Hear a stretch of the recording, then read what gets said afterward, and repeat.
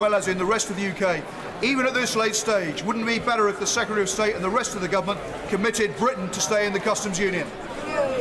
Mr. Speaker, the honourable member, in raising this issue in the European Union, I would also say voted against the Prime Minister's deal. That makes no deal far more likely. The only way to secure a smooth, orderly exit from the European Union would be to support the Prime Minister's deal when the meaningful vote comes back to this House. Diggy, and he's conscious that he does have a question on the paper, and he can have it.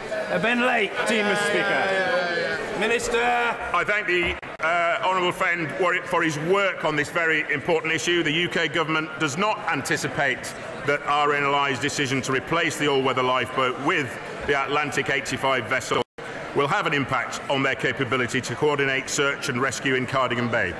Ben Lake, for his answer, he will be aware that the decision to remove the all-weather lifeboat from Newquay has caused considerable concern in Ceredigion and further afield.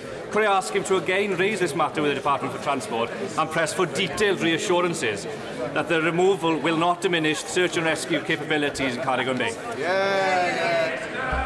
I'm more than happy to work with them, but not only with the RNLI, but I'm very happy to meet with the honourable gentleman to discuss his concerns to ensure that there is proper and correct lifeboat coverage in Cardigan Bay. Thank you. Order. Questions to the Prime Minister. Mr. Virendra Sharma. Thank you, Mr. Speaker. Question number 1, please. The Prime Minister. Thank you, Mr. Speaker. Mr. Speaker, may I first say that the UK is deeply concerned about rising tensions between India and Pakistan and urgently calls for restraint on both sides to avoid further escalation. We're in regular contact with both countries, urging dialogue and diplomatic solutions to ensure regional stability. We're working closely with international partners, including through the UN Security Council, to de-escalate tensions and are monitoring developments closely and considering implications for British nationals. Mr. Speaker, I understand that Eve Griffith-Okai in your office retires at the end of the week. She has worked for 4 speakers, and I'm sure the whole House will want to join me in wishing her the very best for the future. Mr. Speaker, this morning I had meetings with ministerial colleagues and others. In addition to my duties in this House, I shall have further such meetings later today. Mr. Virendra Sharma. Thank you, Mr. Speaker, and thank you for the initial response. Mr. Speaker, in the face of her total failure to secure the agreement of this House, when will the Prime Minister call time on this farce, extend Article 50 and put her deal versus the Remain to the people? First of all, can I say to the honourable gentleman, I made a statement in the House yesterday and answered 82 questions in the House yesterday on these issues. We will be bringing a meaningful vote back by the 12th of March. As I said yesterday, if that meaningful vote is rejected again by the House, then we would then, on the 13th of March, have a vote in this House on whether or not this House accepts leaving without a deal on the 29th of March. And if that is then, if the House rejects leaving without a deal on the 29th of March, then there would be a vote on a short, limited extension to Article 50. But on his final point, I continue to believe that actually it is right for us to deliver on the result of the referendum that took place in 2016. Julian Knight. Thank you, Mr. Speaker. The 2017 Birmingham bin strike led to mass fly tipping across the borough border in my beautiful town of Solihull. With the threat of another strike ever present, will the Prime Minister join me in urging Birmingham Council to do what often seems beyond it? Be a good neighbour, sort out these strikes, which seem just a taster for what would happen under a hard-left Labour government. Well, can I say to my honourable friend, obviously this is a matter for Birmingham City Council to resolve, for Labour-controlled Birmingham City Council to resolve. Rubbish piling up on the streets because of the failure of a Labour council to get a grip. I think not only does it show what a hard-left Labour government would be like, it also shows all of us that under Labour councils you pay more and get less. Thank you, Mr. Speaker. There is an urgent question coming up on Kashmir, but just to say this, that from our side of the House, we strongly support dialogue, rapid dialogue between India and Pakistan in order to reduce the conflict, reduce the tensions and deal with the root causes of it before more lives are lost. I also join the Prime Minister, Mr Speaker, in wishing Eve a very happy retirement. She's been absolutely brilliant in your office, and over many years of people rushing in and out of your office making totally unreasonable demands, she's always sorted it out. So could you pass on to her the thanks of lots and lots of backbenchers over many, many years? Mr Speaker, the Bank of England forecasts that growth for this year will be the slowest in over a decade. Does the Prime Minister blame her shambolic handling of Brexit or her failed austerity policies for this damaging failure? Well, can I say to the right honourable gentleman, first, I think he should have seen the report that actually showed that the expectation is that we will have higher growth in this country over the coming year than they will have in Germany. But he talks about the economy. Let's just say what we see in the economy under a Conservative government. More people in work than ever before. Unemployment at its lowest level since the 1970s. Borrowing this year at its lowest level for 17 years, and the largest monthly surplus on record. Conservatives delivering more jobs, healthier finances, an economy fit for the future. Well, Mr Speaker, I know the Prime Minister is very busy, I understand that, but she possibly hasn't had a chance to look at the Bank of England forecasts, which suggest there's a 1 in 4 chance of the UK economy dipping into recession. Manufacturing is already in recession. Car manufacturing declined at the steepest rate for a decade, down 5% in the last quarter alone. Honda, Jaguar, Land Rover and Nissan have either announced cuts to jobs or investment in recent months. Does the Prime Minister blame her shambolic Brexit or her government's lack of industrial strategy for this very sad state of affairs? Yes, the right honourable gentleman, I've just explained to him what we see in positives of this under this government in relation to this economy, and the consistent growth quarter by quarter that we have seen in our economy under this government. And what do we know would be worst thing for the economy in this country? It would be a run on the pound, capital flight, and 1,000 billion of borrowing under a Labour government. Jeremy Corbyn! Mr Speaker, as manufacturing industry declines, it's skilled, well-paid jobs that are lost. But the Prime Minister is right, there is something that's increasing, and that is the income of the top 5th richest people in this country, which went up by 4.7% last year, while incomes of the poorest fell by 1.6%. With the poorest people worse off, will the Prime Minister now commit to ending the benefit freeze, or does she believe that rising poverty is a price worth paying? Well, perhaps it might help again to look at some of the facts. The top 1% are paying 28% of income tax. That's higher than at any time under a Labour government.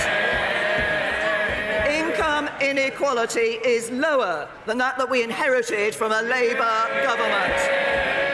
And the lowest earners saw their fastest pay rise in 20 years through the national minimum living wage. That's Conservatives building a fairer society and delivering for everyone. Jeremy Corbyn! Some of us cannot forget it was the Conservative Party that so opposed the principle of the national minimum wage from the very beginning. But, Mr Speaker, the government could perhaps start tackling the scourge of low pay in their own departments. The Business and Justice departments pay some of their central London workers as little as £7.83 per hour. And they've been on strike again this week, hoping to get a London living wage. Could the Prime Minister intervene and make sure they do get the London living wage so they can continue doing their very valuable work for both of those departments? Low pay, Mr Speaker, means many workers have to claim universal credit just to make ends meet. This month, the Work and Pensions Secretary admitted that universal credit is driving people to food banks. Isn't it time to stop the rollout and get it right? Or does she believe that rising poverty is a price worth paying? No. Yes, I'm not sure whether the right honourable gentleman was repeating his previous question, but can I just say to the right honourable gentleman, first of all, he talks about universal credit. In my what we have said with universal credit is that as we roll it out, we have made changes to it as we have seen how it has been operating. In my first months as Prime Minister, we cut the taper rate so people could keep more of what they earn. Since then, we've increased allowances to 100% of a full monthly payment. We've scrapped the 7 waiting days. That means that people get their money sooner, and we've brought in a 2-week overlap for those people who are on housing benefit. The question is why, when we were making all those changes to universal credit to benefit the people who are getting universal credit, did the Labour Party oppose every single one of them? Jeremy Corbyn! Can I just give one example, Mr. Speaker, of what's happening? Take, for example, the food bank in Hastings, represented by the DWP Secretary. Its demand has gone up by 80% after universal credit was rolled out. And the Trussell Trust reports that a significant proportion of referrals are relating to benefit changes, delays or sanctions, a huge increase in food bank uses. Mr. Speaker, 4.1 million of our children are growing up in poverty. Last week, the Resolution Foundation said that UK child poverty was on course to hit record levels. Will the Prime Minister take action to prevent this? Will she start by ending the 2-child limit? Will she end the benefit cap? Will she restore the 1,000 Sure Start centres that have been lost under her government? What can I say to the right honourable gentleman?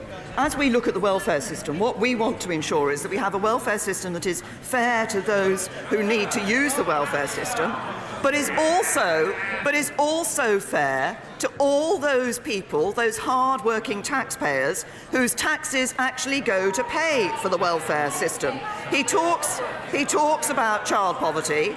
Absolute child poverty is at a record low, and we know that a child growing up in a home where all the adults work is around 5 times less likely to be in poverty than a home where nobody works. And under this government, the number of children in workless households is at a record low. So when he stands up, will he recognise that work is the best route out of poverty? And will he recognise that while we're talking of work, he should welcome the fact that we now have more people in work than ever before? 3.5 million more people than in 2010. Well, Mr. Speaker, it clearly isn't working because so many people who are themselves working very hard, sometimes doing 2 or even 3 jobs, have to access food banks just to feed their children. She used to talk about the just about managing. Well, they're not managing anymore. Income inequality is up. In-work poverty, up. Child poverty, up. Pensioner poverty, up. Homelessness, up. Mr. Speaker, austerity is clearly not over. People on low incomes are getting poorer, while those at the top are getting richer. The economy is slowing, manufacturing is in recession, and this government's shambolic handling of Brexit. The right honourable gentleman will not be shouted down. It isn't going to happen. The attempt is foolish. It demeans the House. Stop it. Grow up. Jeremy Corbyn. Speaker, austerity is clearly not over. People on low income are getting poorer, while those at the top get richer. The economy is slowing, manufacturing is in recession, and this government's shambolic handling of Brexit is compounding years of damaging austerity. Their policies are driving people to food banks and poverty in the 5th richest economy on this planet. Are any of these burning injustices a priority for the Prime Minister?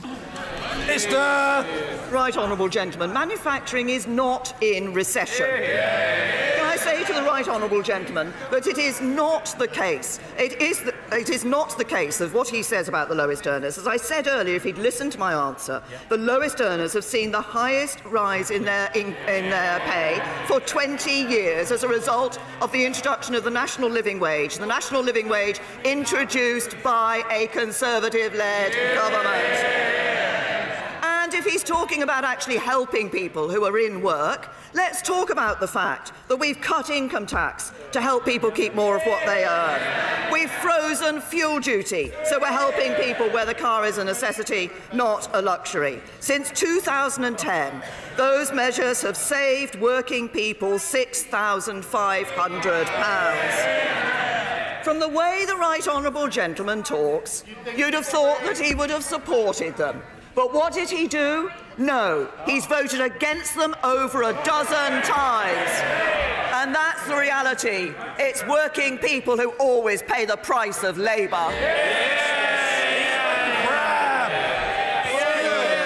Thank you, Mr. Speaker. For rural areas, access to emergency care is hugely important, with distances and journey times extremely crucial. Does the Prime Minister therefore agree with me and the 40,000 Pembrokeshire people who've signed the petition against proposals to remove A&E from the local hospital that the Welsh Government need to look again at this and ensure that communities like mine aren't left with second-class services that put lives at risk? Well, can I thank my right honourable friend for raising this issue? And obviously I recognise when the concern that people feel when they're particularly those who will be living furthest away from the planned new hospital. As he has said in his question, obviously, health is a devolved matter for the Labour Welsh Government. But I would urge them fully to consider the impact of these changes on local residents. We want to be able to ensure that people can access the services they need wherever they live in the United Kingdom. Blackford. Thank you, Mr. Speaker. I'm sure the House will want to join me in welcoming the President of the Dutch Senate and the Dutch parliamentarians that are with us. Goedemiddag, hartelijke welkom, dames en heren. Mr. Speaker, 100,000 jobs in Scotland are under threat from a no-deal Brexit. The Scottish Government's top economic advisor has warned that this could create a recession worse than the 2008 financial crisis. The Prime Minister must rule out no deal right here, right now. Why is she still blackmailing the people of this country? The right honourable gentleman might not be surprised if I point out to him that there are only two ways for ensuring that no deal is taken off the table. And it's no good members of the SNP shaking their head or muttering from a sedentary position. They need to face up to the facts. We will not revoke Article 50 because we're leaving the European Union. So the only way to take no deal off the table is to vote for the deal. Ian Blackford. Thank you, Mr. Speaker. I think it will be for Parliament to decide. And of course, there are other options. We can extend Article 50 and we can have a people's vote. Prime Minister, look at the faces of her colleagues. She is fooling no one. Parliament will not be bullied into a false choice of accepting her very bad deal or no deal at all. MPs from Scotland must now decide. Will they stand up for Scotland or will they stand up with the extreme Brexiteers and the Tory benches? Today the Scottish National Party will move an amendment to rule out no deal under any and all circumstances. Scottish MPs can back the SNP or betray voters in Scotland. Mr. Speaker, will the Prime Minister finally end this Brexit madness and vote for the SNP amendment tonight?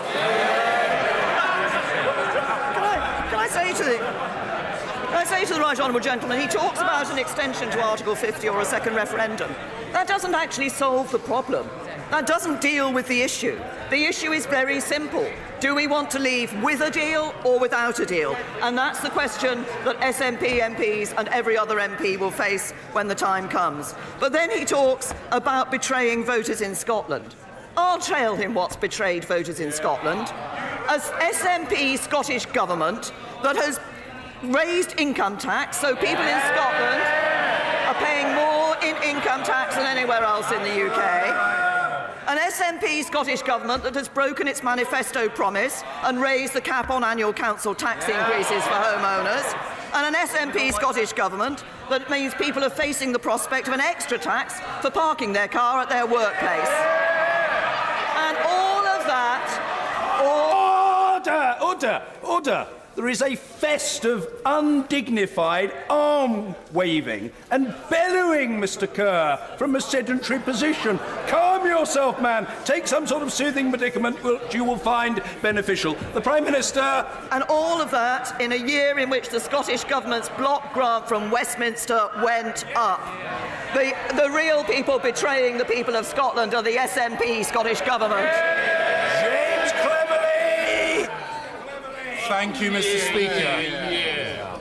Yesterday, we heard of the horrific anti-Semitic attack on an elderly Jewish gentleman in North London. Tonight, Honourable and Right Honourable colleagues from across the House will be breaking bread with the Community Security Trust, a charity that exists to defend against anti-Semitic violence. Will my Right Honourable friend agree with me that we can never be too blasé about anti-Semitism? We can never be too tolerant of anti-Semitism, and the party opposite can never be too apologetic about anti-Semitism. Can I say, first of all, I'd like to join my honourable friend in recognising the work that is done by the Community Security Trust. They do such important and valuable work throughout the year, and I'm pleased that the government is able to support the work they do. My honourable friend is absolutely right. You can never be too apologetic about anti-Semitism. But I think this actually sums up, what we've heard sums up Labour under their leader. They lose the honourable member for Liverpool Wavertree, and they keep the honourable member for Derby North. It tells you all you need to know about the Labour leadership, present but not involved. And perhaps, if the Labour leader actually wants to take action against racism, he would suspend the honourable member for Derby North.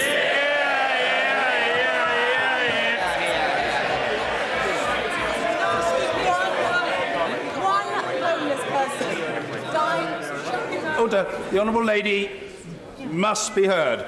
Layla Moran. Mr. Speaker, one homeless person dying on our streets is enough for a national shame. Yet the latest figures show that in 2017 there were nearly 600. And in that same year, the Vagrancy Act was used over 1,000 times to drag homeless people before our courts. Crisis, Centrepoint, St Mungo's and MPs on both sides of this House are agreed it's time to scrap this law. Would the Prime Minister consider meeting with us and the charity so we can make the case for why we shouldn't wait one more day? Hear.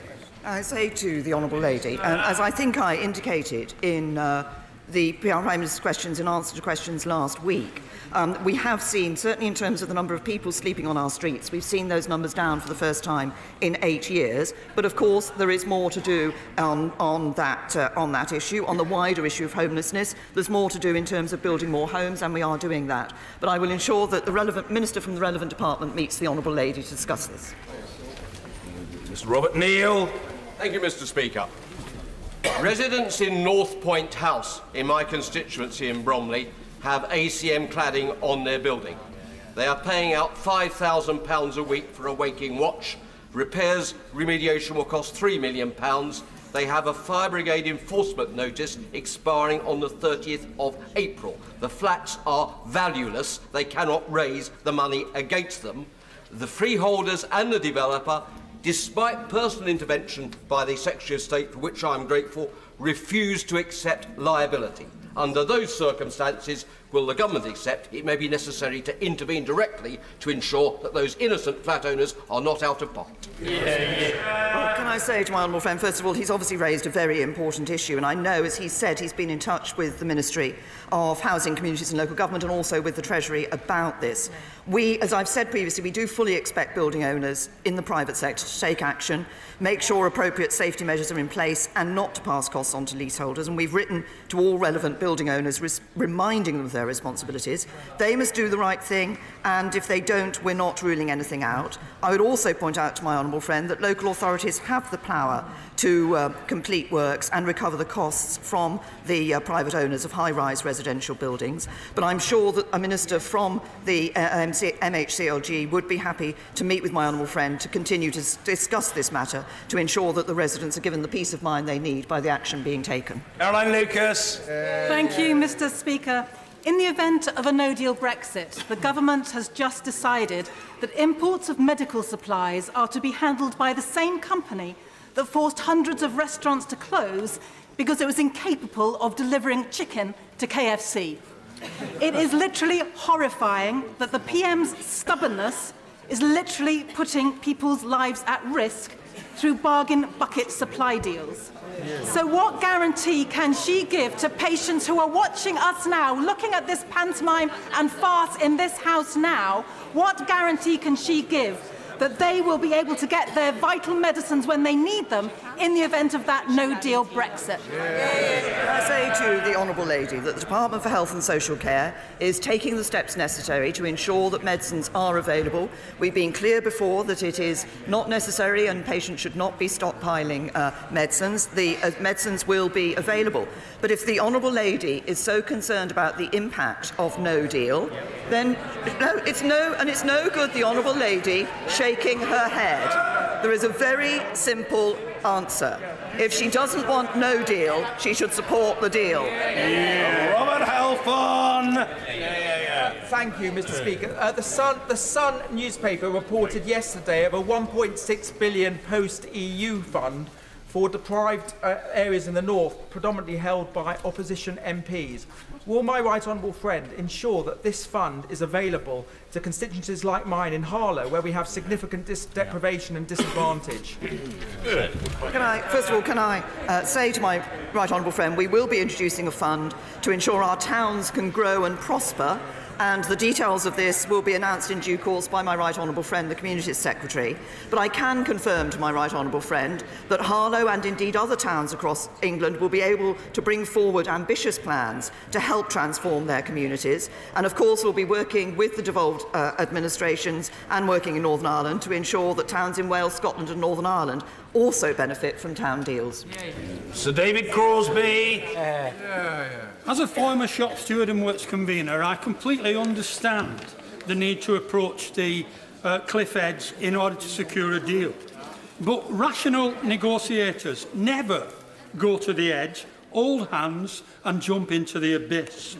So when will the Prime Minister recognise that constructive discussions should take place without the nuclear option of mutually assured destruction? Saying to the honourable gentleman, constructive discussions are taking place. This House was clear what it wanted to see changed in relation to the withdrawal agreement and the package, the deal that we had brought back from the European Union, and we're making progress and having exactly the constructive discussions he's talking about. George Freeman. Mr. Speaker, public trust in politics is dangerously low. Failing to honour and deliver the EU referendum result cannot be an option. I campaigned to remain, but I'm 100% committed to leaving. The question is how. Most of my voters in mid-Norfolk said they wanted to be in the common market, not a political union. Given the clear warnings from the life science and agriculture sectors, key industries in Norfolk, about the danger of no deal, could I welcome the Prime Minister's decision to give this sovereign House the vote and ask that if the House votes against, she'll look at EFTA instead of the backstop, giving us the common market 2.0 that most British voters want. Say to my honourable friend, as I said yesterday in the answer to questions, I think it was in answer to a question from our right honourable friend, the member for Harlow, the first aim of the government, and my first aim, is to bring back a meaningful vote that can command support across the House, such that we are able to leave with a deal. And the arrangements within the political declaration, I believe, have significant benefits in relation to issues such as customs, but they also provide for us to have an independent trade policy and to bring an end to free movement. And my honourable friend talks about trust in politics. I believe those were important elements of what people voted for in 2016, and it's important that we deliver on that. Helen Hayes. Thank you, Mr. Speaker. The Prime Minister previously committed to a meaningful vote on her Brexit deal, but had to be forced by the courts to hold it. She then committed to that meaningful vote in December, but pulled it at the last minute. And when her deal fell, to the worst government defeat in history, instead of listening to MPs, she carried on regardless. So I ask the Prime Minister, what guarantee will she give this House, other than her word, that we will be able to vote to stop a no-deal Brexit before the 29th of March? Can I say to the Honourable Lady, I set out clearly in my statement yesterday, I have repeated it in answer to a question today, the process that the government will follow. We want to leave, the government policy is to leave with a deal. We are working to ensure that we can bring back that deal. She talks about the rejection of the meaningful vote and not listening to Parliament. Actually, the constructive discussions I'm having with the European Union at the moment are exactly about listening to Parliament, because on the 29th, well, it's all very well the Shadow Trade Secretary shouting nonsense. He might not have noticed that on the 29th of January, this House voted by a majority to say what it wanted to see changed in the withdrawal agreement, and that's what we're working on. Sir John Hayes. Thank you, Mr. Speaker. Little moves us more than the death of a child, and for bereaved parents, that grief is beyond words. Actions speak louder, which is why I've championed, inspired by the Honourable Lady from Swansea East, the Children's Funeral Fund. Will the Prime Minister tell us when the good work of her Minister, the member for Charnwood, will come to fruition, and that fund will begin to bring support and solace? Mr. Speaker, we can't mend broken hearts here, but those who've loved and lost deserve better than delay and doubt. Can I thank my right honourable friend, and can I thank him for the work that he has done on this issue together with the honourable member for Swansea East. I think it is accepted across the House that it isn't right that grieving parents have to worry about how to meet the funeral costs when they've lost a child. And we have, as he knows, confirmed that parents will no longer have to meet the costs of burials or cremations. Fees will be waived by local authorities and paid for by the government. The relevant ministries have been working on the most effective way to deliver this, and I can confirm that this will be implemented by the summer. Bambos Charalambos. Thank you, Mr. Speaker. In the last few months in my constituency, a 98-year-old man was killed in an aggravated burglary. An Asian couple were robbed, held hostage and beaten in their home. School children were mugged at knife point, and a spate of burglaries have been committed across Enfield Southgate. My constituents do not feel safe. Does the Prime Minister recognise the severe consequences of underfunding our police service, and will she commit to restoring funding for community policing to pre-2010 levels? To the honourable gentleman, of course, we recognise concerns that there are about serious violence. It's why my right honourable friend, the Home Secretary, has brought forward things like the Offensive Weapons Bill, the Serious Violence Strategy, setting up the Serious Violence Task Force.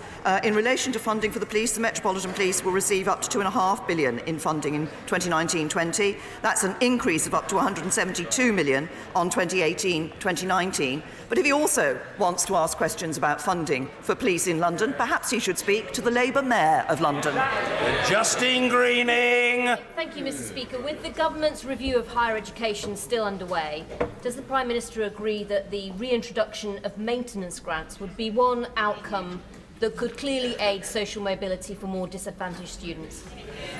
Can I say to my right honourable friend, first of all, I recognise that she has been a huge champion for social mobility and continues to be championing social mobility.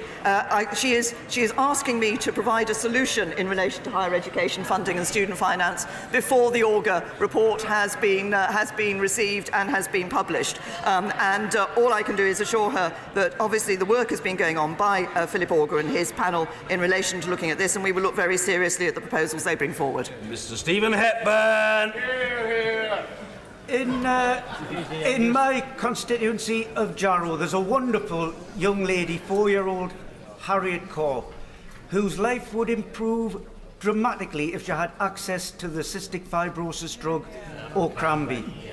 It's available in Ireland and many other European countries and is due to become available in Scotland. Will the Prime Minister intervene personally in the negotiations between the NHS and Vertex to ensure that Harriet's family are not forced to leave their home and move elsewhere, along with many other families in the country. Can I say to the honourable gentleman, obviously I'm sure the whole House will recognise the concerns of Harriet and her family in relation to this issue. We do want to ensure that patients have access to the most effective and innovative medicines, but obviously at a price that represents value to the NHS. And NHS England has proposed its best ever offer for a drug, and this offer is the largest ever commitment of its kind in the 70-year history of the NHS. It would guarantee immediate and expanded access to both Ocambi and the drug Calideco for patients who need it. We've been following closely the discussions. The Secretary of State for Health and Social Care has offered a meeting with the global CEO of Vertex, NHS England and NICE in an effort to move this forward for the benefit of patients. John Whittingdale. Is my rightful friend aware that 5 years ago today, Russian special forces seized the government buildings in Crimea and raised the Russian flag? Will my rightful friend confirm that the UK government remains committed to the restoration of Ukrainian sovereignty over Crimea, and will she look at strengthening sanctions against Russia until that can be achieved? I'm very happy to give that confirmation to my right honourable friend. This was an illegal annexation of Crimea by Russia, and we have been doing everything in relation to sanctions that we can to ensure that the appropriate sanctions are imposed that will have an impact. We have been one of the voices around the EU Council table that has been advocating at every stage, not just the rollover of sanctions, but ensuring that as we look at the actions of Russia here and elsewhere, we enhance those sanctions and rightfully put pressure on those who are responsible. Angela Crawley. Mr Speaker, the Scottish Government have used their powers to increase carers' allowance to the level of job seekers' allowance. Yet, because carers' allowance is regarded as income under universal credit, this top-up is being undermined. Can I ask the Prime Minister, if carers' allowance is meant to help cover the extra costs incurred by providing care, then why are carers on universal credit being penalised? Good question, Angela. The Honourable Lady will know full well the way in which universal credit operates in order to encourage people to come into work, but I will, in relation to this matter, I will ask the Minister in the relevant department to write to her. Kapow! Thank you, Mr Speaker. Thousands of young girls, including, sadly, some from Taunton Deane, are purchasing so-called quick-fix diet and detox products, often endorsed by celebrities on social media, and these celebrities can be paid thousands of pounds for doing this. NHS chiefs say that some of these products can have highly detrimental health effects and are heaping work on our mental health services. So in Eating Disorder Week and following the excellent Westminster Hall debate by my right honourable friend this morning from Angus, would the Prime Minister agree with me that this irresponsible and unsafe endorsement of these products should be addressed? Can I say to my honourable friend, she's raised a very important issue, and I'm sure all members of this House have had constituency cases where they've seen the impact that eating disorders can have on individuals, but also on their families and friends, and that impact can be devastating. Obviously, the government has been taking steps over the last few years. We've invested £150 million, we announced that in 2014, to expand eating disorder community-based care for children and young people, and as a result 70 dedicated new or extended community services offer care. But my honourable friend has raised a very important issue, which is about how young people may be encouraged to take products because of their celebrity endorsement, and the celebrities who are doing that should think very carefully about the impact that these products can have in having that effect of eating disorders, which devastates these lives. Mr. Nigel Dodds. Mr Speaker, the Prime Minister and indeed the entire House knows the conditions under which her withdrawal agreement will have a majority. And the whole House and indeed the country now knows that as a result of yesterday's events, the prospects of the Prime Minister being able to achieve the necessary changes have been undermined and her negotiating position has been weakened. I mean, that's the reality of the situation. And can we have an assurance in terms of any possible extension? And I'd be interested to know what the Prime Minister thinks the purpose of the extension would be. But can we be assured that she will continue to focus on getting those legally binding changes? And hopefully during any future negotiation, she will not be undermined in the way that she has been so far. Can I say to the right honourable? Can I say to the right honourable gentleman, first of all, we are continuing to press for those legally binding changes. Those are the discussions we've been having with the European Commission. It is what I have spoken to every European Union leader about over the last 10 days or so. It's what I was speaking to people about at Sharm el-Sheikh over the weekend as well. He talks about the extension to Article 50.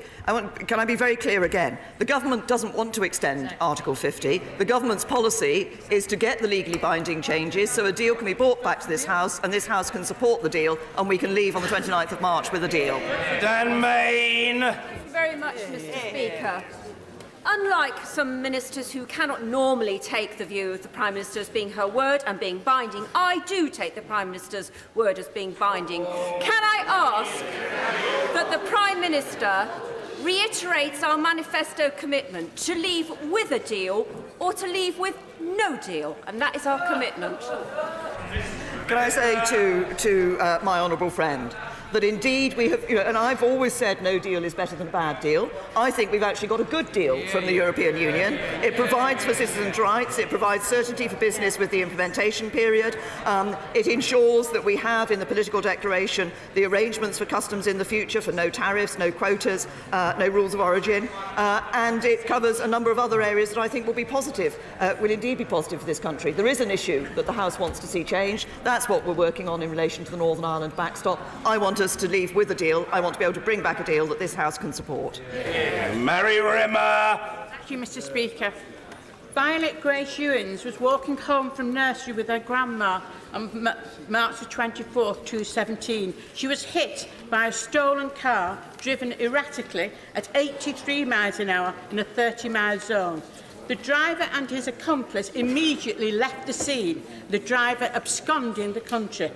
Tragically, 4-year-old Violet Grace died in her parents' arms the following day, and her grandma suffers with life-changing injuries. The offenders have since been sentenced to tariffs that do not fit the gravity of the crimes. In October 2017, the government published the response to the consultation on driving offences and penalties relating to causing death or serious injury and confirmed proposals to increase the maximum penalty for causing death by dangerous driving from 14 years imprisonment to life, along with other tariffs for serious driving offences, and stated that government would bring forward proposals for reform of the law as soon as parliamentary time allows. Today, after just 1 week, the public petition Violet Grace's Law stands at more than 74,000. The government is repeating the same response. Order. This is a matter of the utmost sensitivity. I respect that, and that's why I'm allowing the Honourable Lady to go way beyond the normal length. But she must now put a question with a question mark. One sentence to wrap it up very well. Thank you. Mary Rimmer. Prime Minister, when does the government truly intend to bring the proposals for the reform of the law? Can I say to the Honourable Lady, first of all, I'm sure that the feelings of the whole House will be with Violet Grace's family at this terrible tragedy that has occurred. And I know from a constituency case that I had the concern that parents and family members and others have when they see somebody who has caused a death in this way by their driving being sentenced to a tariff which they feel is less than it should be. The government has taken this very seriously. That's why we've had the consultation, and we will indeed bring forward our proposals when parliamentary time does allow. But I will ask a minister to meet with the Honourable Lady to discuss this matter with her. Thank you. Mr. Peterbone.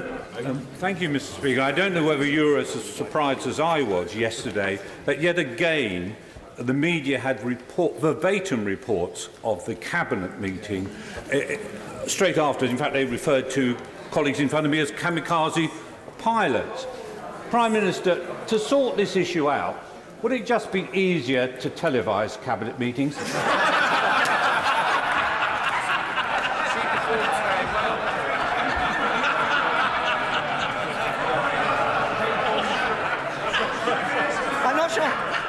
I want to hear the Prime Minister's answer.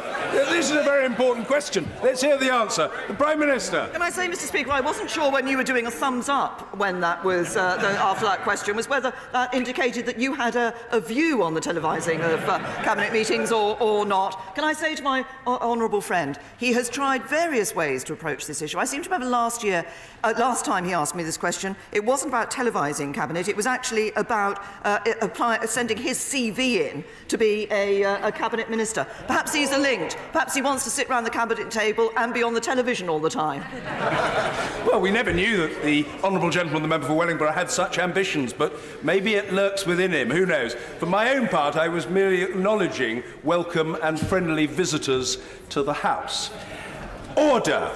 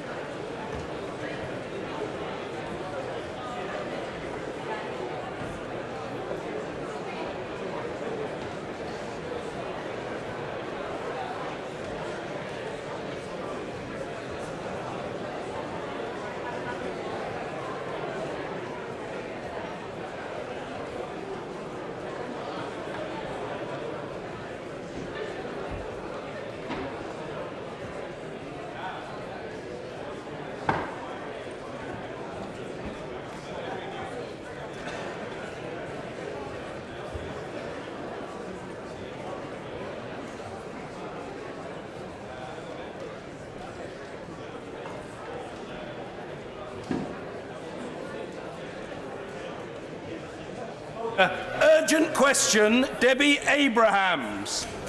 To ask the Foreign Secretary if he'll make a statement on the security and humanitarian situation in Kashmir in light of the escalating tensions between India and Pakistan. Minister Mark Field. Thank you, Mr. Speaker. I understand that the Prime Minister made reference to this earlier during the course of Prime Minister's question time. May I say to the Honourable Lady, the UK is and remains deeply concerned about the rising tensions between India and Pakistan. Understandably, there has been huge interest in this rapidly developing situation. This House will understand it would not be appropriate for me to comment in detail on reportage at this time as the situation evolves. However, what we do understand is that on the 14th of February, at least 40 paramilitary Indian police officers were killed in a suicide attack in India-administered Kashmir.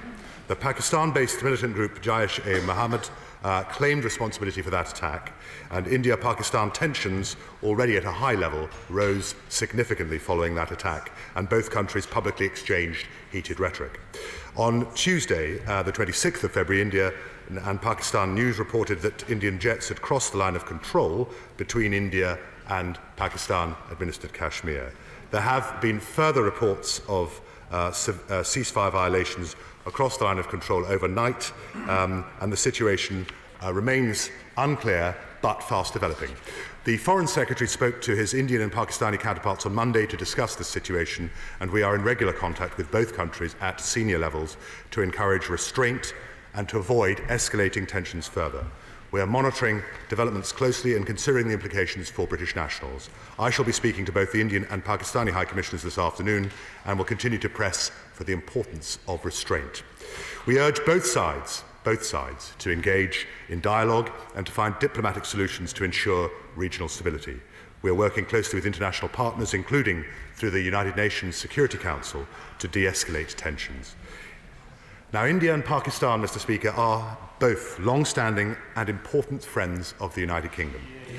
We have many and significant links to both countries through sizable diaspora communities.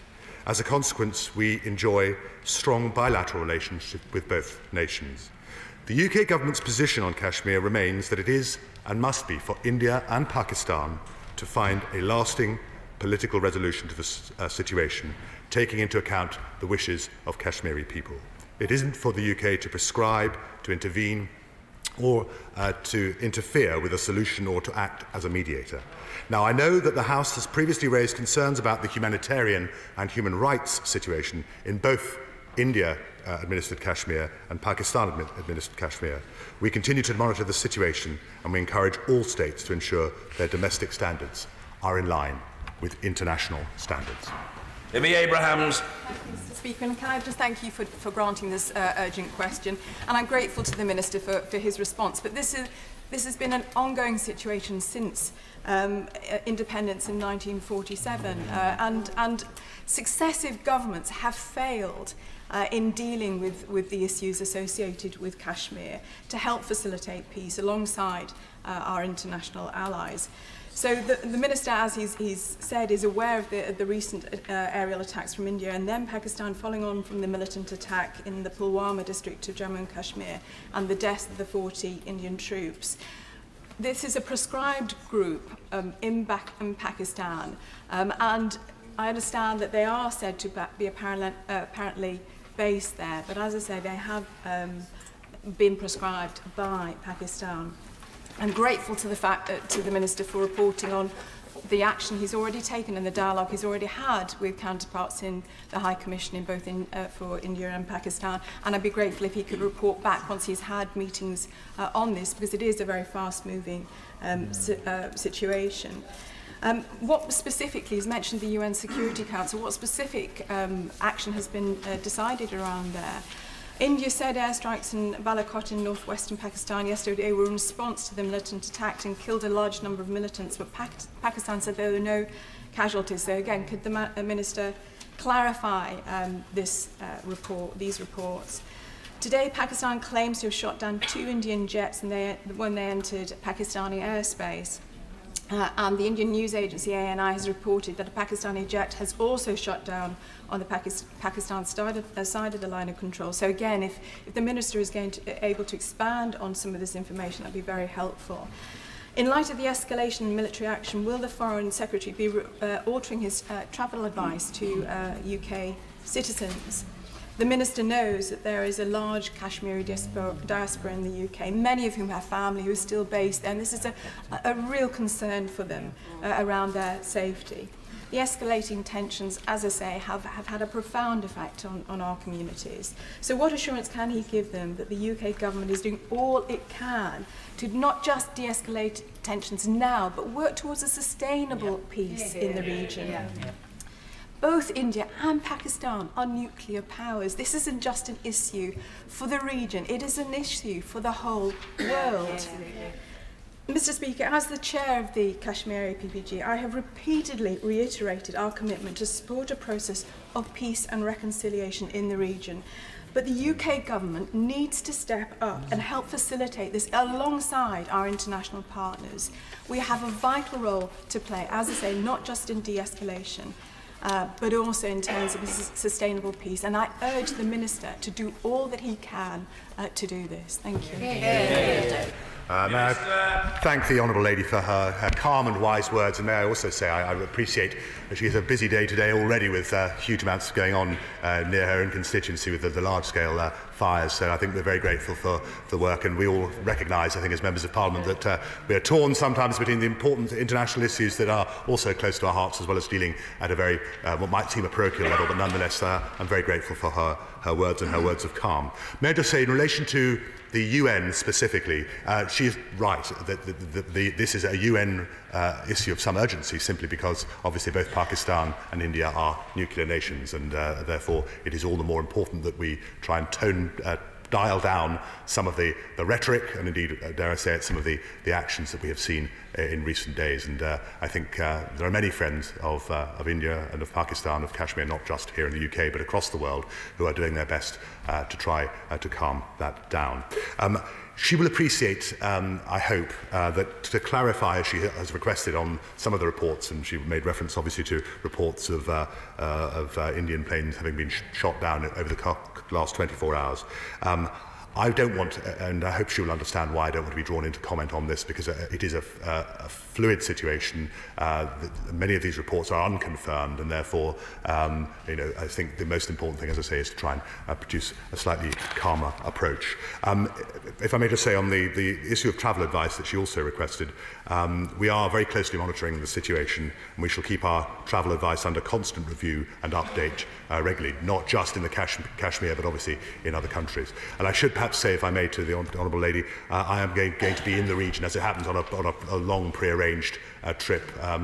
Provided we can get out of this place with Brexit votes. Anyway, later on, I'm hoping to go tomorrow morning for 3 days to India. And obviously, this is an issue that is fast-moving, and I will speak not just with our High Commissioner out in New Delhi, but obviously with counterparts both there and in Mumbai. Mr. Bob Blackman. Mr. Speaker, I congratulate the Honourable Lady for gaining this urgent question on this very tense position. Can I thank the Minister for his solid answers thus far? And clearly the escalating tension emanates from this terrorist suicide attack by Jaish-e-Mohammed on the 14th of February. This group are based in Pakistan-occupied Kashmir and in Pakistan. So clearly the answer to this is that Pakistan has to take action to dismantle the terrorist camps and organise so that the terrorists are brought to justice. So will my honourable friend tell the Pakistani High Commission to own up to their responsibilities and make sure that the terrorists face justice? Listen, I have a lot of respect for my honourable friend who takes a great interest in these issues. However, I think he is making some categorical statements that are not entirely supportable at this point. And as I say, I think it is important for all of us as members of Parliament with significant diaspora, and I know that it is predominantly obviously Indian diaspora in his own Harrow East constituency, but with all of us to try and calm feelings and try and de-escalate some of the concerns, not least as this is a fast-moving situation. I think it is fair to say, however, that Jaish-e-Mohammed have claimed responsibility for the 14th of February attack. The UK will continue to support a listing of that organisation and indeed its leader, Masood Azhar, under the UN Security Council Resolution 1267.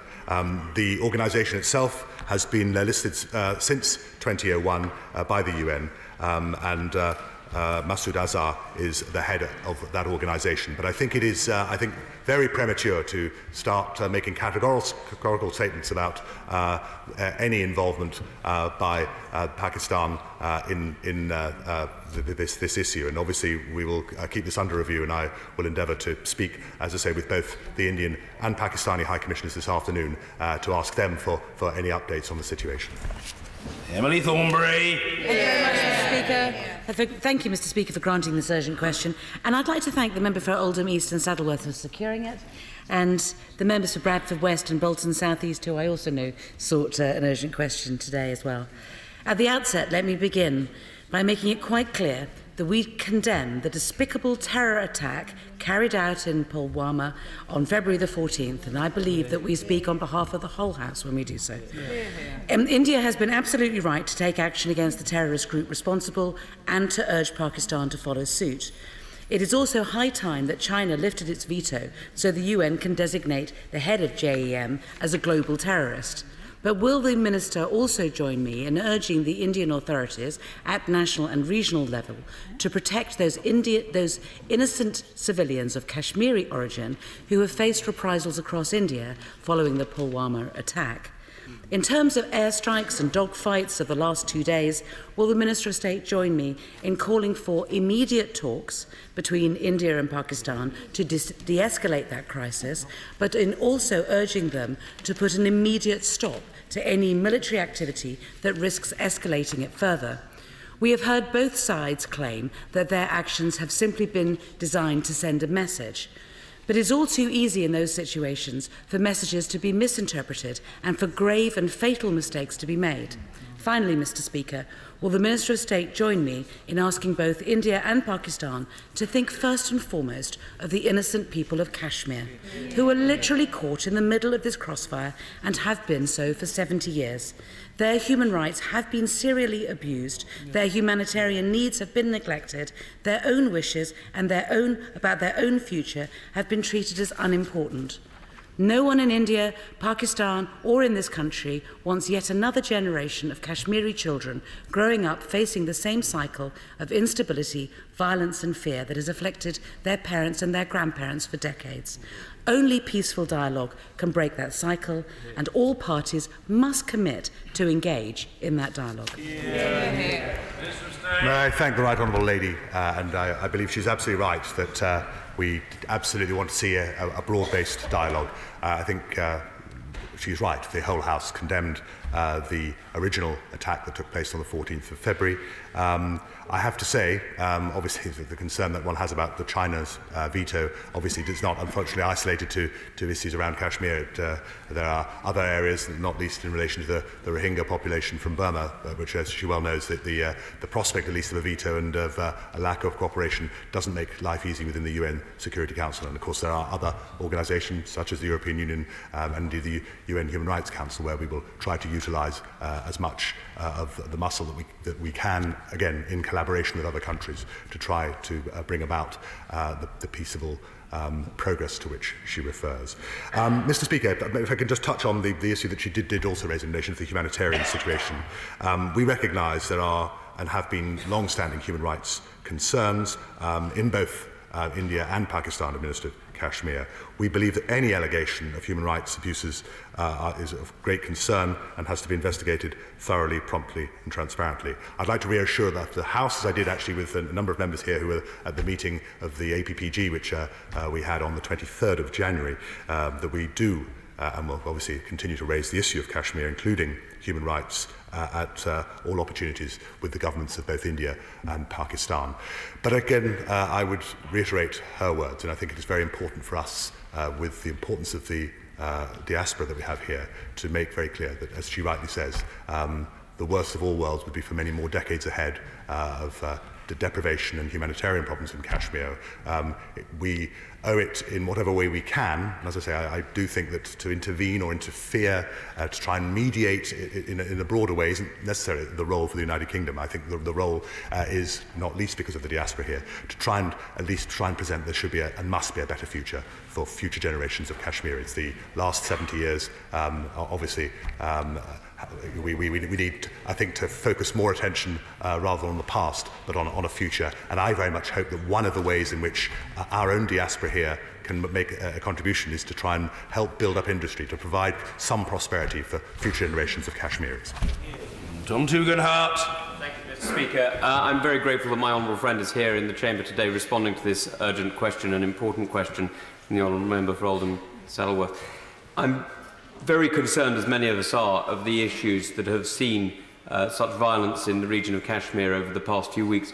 Would my honourable friend, at least, though not playing a part as a negotiator or mediator, which I understand, do his best work in getting around the General Assembly of the UN and other members of the Security Council in encouraging those who are friends of both countries to help them get together and talk, at least in the margins of conversations, at least in the quiet corridors, so that when they get to the actual talks, there is a conversation to be had? And would he also ensure that those members of the UK population who have connections to Kashmir are able to support their families and support those who may have been cut off or in any way harmed by the economic shocks that will be affecting those in the region at the moment? We shall do our level best. I think my honourable friend, I think, is absolutely right when he says that within the corridors of both New York and Geneva, there will be, I think, some very active conversations taking place. I should perhaps say, I think it is beyond simply friends of Pakistan and India. The realisation is that this is an extremely serious situation. Two nuclear powers in that part of the world, and it is therefore in everyone's interest to see as much of a de-escalation, but also, I think, with an eye towards trying to solve some of the underlying problems for the longer-term future.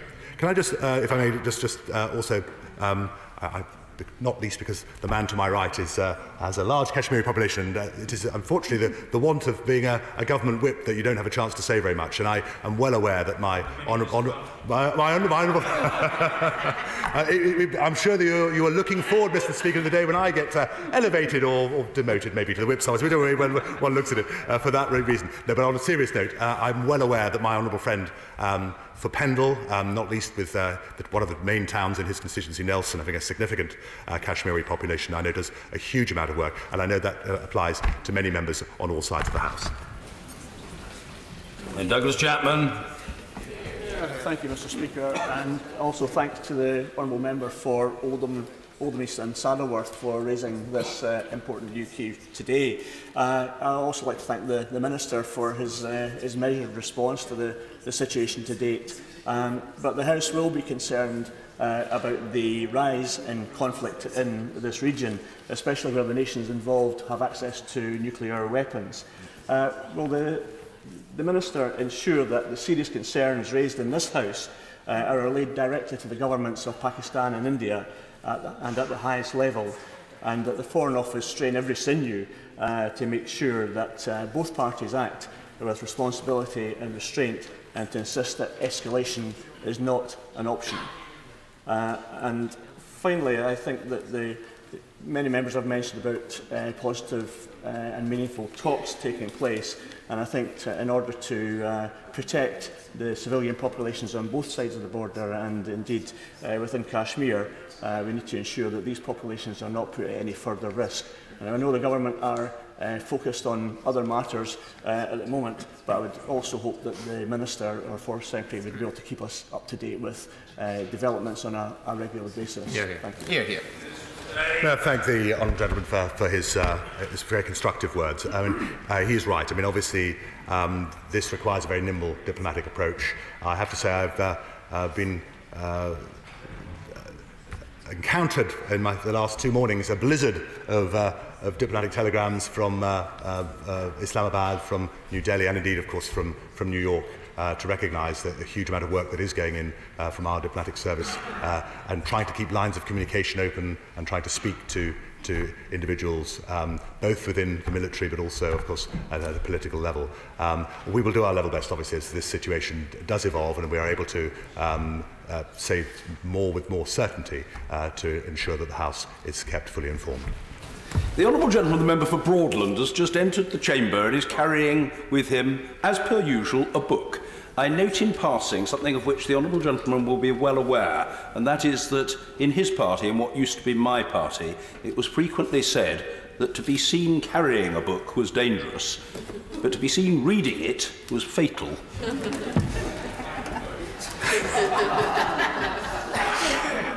Steve Baker.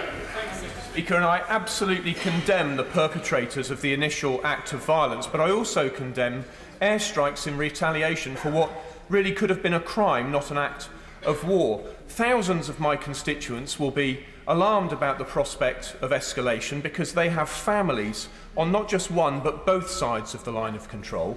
Will he join me in saying to the evil people who perpetrate acts of violence in political causes that they defeat their own ends by the revulsion and the horror that they cause?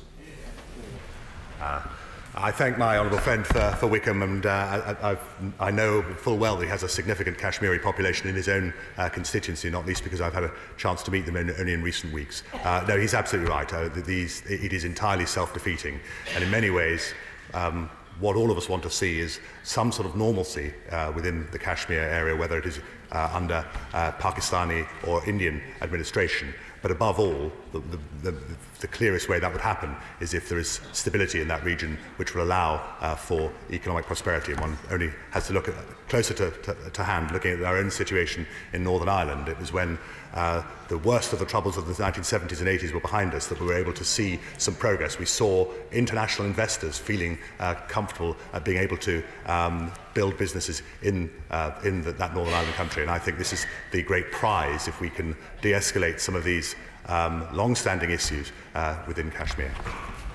Yasmin Qureshi. Speaker. Mr. Speaker, until his election, Prime Minister Modi was banned from entering the United Kingdom for his part in the Gujarat massacre, which resulted in over 2,000 Muslim deaths. As a Prime Minister, he has pursued a divisive, right-wing Hindu nationalist agenda that has inflamed tensions both in India and occupied Jammu and Kashmir. So instead of pointing fingers at Pakistan for the Pulwama attack, when will he look at his own record of persistent state violence, gross human rights abuses, as highlighted by the UN and the APPG on Kashmir, which has caused the rising of the homegrown insurgency in Kashmir? Hear, hear. I understand the heartfelt passion of the honourable lady, and Let me just say this. It isn't relevant to this present situation. However, we all know that we are in a pre-election period within India, and that is one of the factors that obviously is a concern. And it's one of the reasons we want to see a de-escalation of this at the earliest possible opportunity to avoid any of the sort of issues to which she refers. But I think it is important that we, again, she will appreciate from the perspective of the Foreign Office that we want to remain strong friends on all sides, and to start condemning in the way in which she proposes, I think would only undermine our position in it, trying to bring both sides together. Mrs. Theresa Villiers. Can I ask that the government recognises the severity of the terrorist threat faced by India in relation to Kashmir, and that our government offers support where the Indian government takes measures that it feels are necessary to protect the security of its citizens? Let me say to my right honourable friend, we will offer support to all governments that look to protect their civilian populations, but doing so in a way that is managed, that it is manageable, that is obviously not focused on an overreaction to what has happened. And whilst I appreciate, as she rightly says, that the attack on the 14th of February was one of the very worst single episodes going back for some decades, equally we would like to see a restraint on both sides, recognising the importance of trying to have a secure region, but also to ensure that civilian populations are properly protected. Nasha.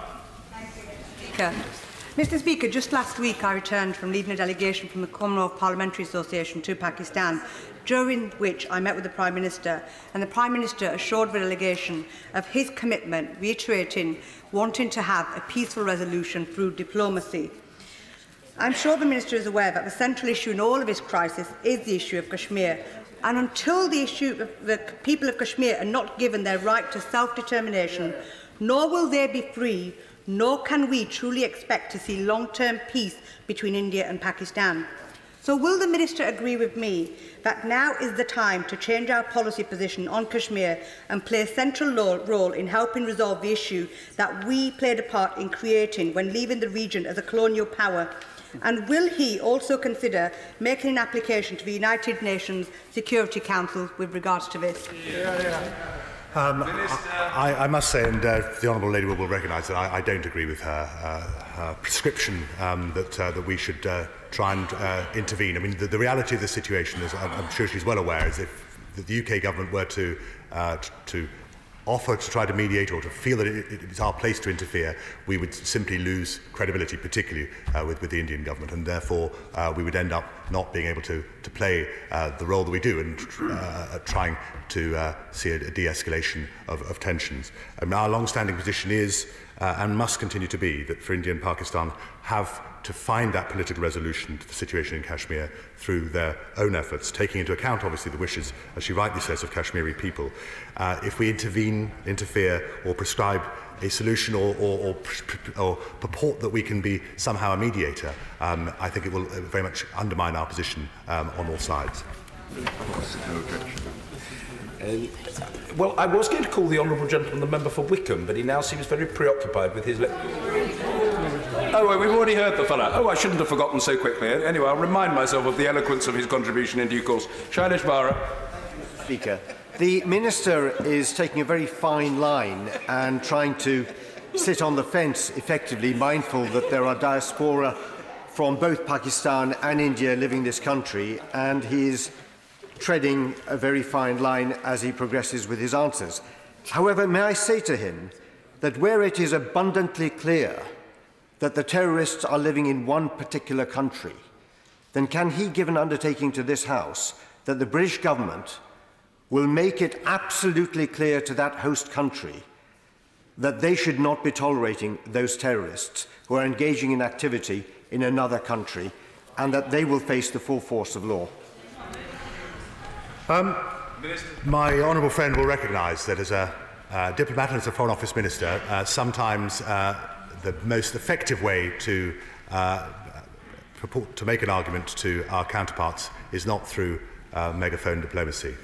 There are robust private conversations that will take place, and I don't want to go into detail as to what they say, but let me just say this. Clearly, we do understand there is a need and a desire for any country to act, but to act proportionately to secure its borders, to secure its people and indeed its military. But I think the idea that the UK should be robustly being seen to be on one side of this battle rather than another would actually be entirely self-defeating, and I think it is in the interest of us all to have a calm approach.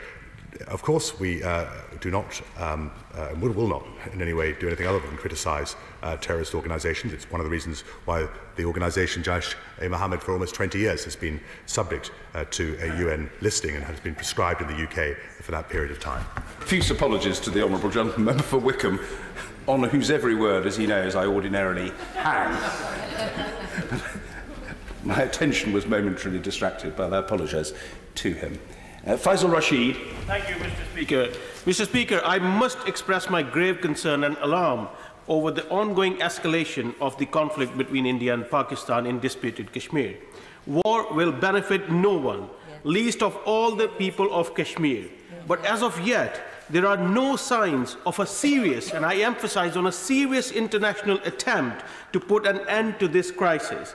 Does the Minister agree that the international community must do more and act now to put an end to these senseless acts of military violence? And if so, what steps will his government be taking to achieve this outcome?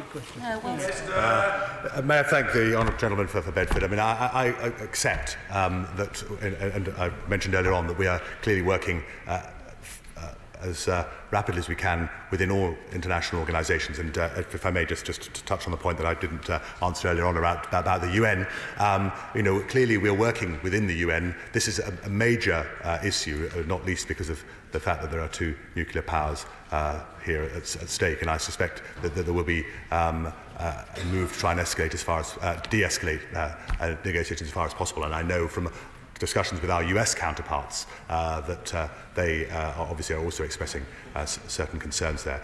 But ultimately, I do believe it must be for the Kashmiri people to find a way forward here. And I appreciate that there's a lot of history and a lot of things, and the worry is a lot of things can be said, a lot of things can be done now that can be very difficult to forget, and therefore we have to have the eye of the prize of the future, I think, is to try and have a more peaceable solution. But ultimately it must come from the hearts of those who are in Kashmir, whether of Pakistani or Indian origin. Victoria Prentice. Mr. Speaker, just like the Honourable Member for Wickham, I too have many thousands of constituents who are very worried about family members in Kashmir. I was heartened by what the Minister of State had to say about his robust conversations about human rights with both sides. Would he agree with me that there is perhaps more that we can do as a nation to help investigate human rights abuses and ensure that truth is brought to the forefront rather than the great deal of misinformation that we're hearing at the moment? Yes, I very much agree with what my honourable friend for Banbury says. She will be aware that any allegations of human rights abuses are concerning and need to be investigated thoroughly, promptly and transparently. She will also be aware that our single biggest DFID budget is in Pakistan, and obviously issues around human rights concerns are part and parcel of the money that is spent out there, and trying to build up capacity and capability to ensure that those sort of human rights issues